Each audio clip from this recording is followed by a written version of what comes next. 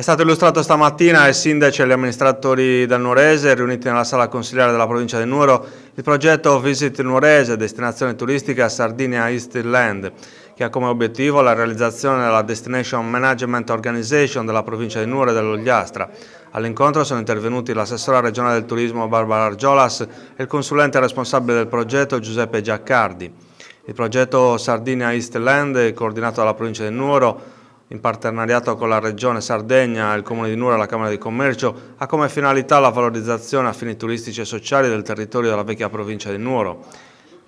L'iniziativa, a valere sul piano di rilancio del Nuorese, elaborato dai rappresentanti delle istituzioni locali, delle organizzazioni sociali e datoriali, e inserito nell'area tematica ambiente, cultura e competitività agroalimentare, ha ricevuto un finanziamento di 820.000 euro. Si tratta di uno dei progetti già approvati e finanziati dalla Regione, al fine di dare un futuro alla Sardegna centrale e far leva su turismo, cultura, ambiente ed enogastronomia. Uno degli obiettivi è quello di fornire attraverso una piattaforma digitale uno strumento in grado di mettere in rete tutte le eccellenze della Sardegna centro-orientale e promuovere politiche di marketing territoriale.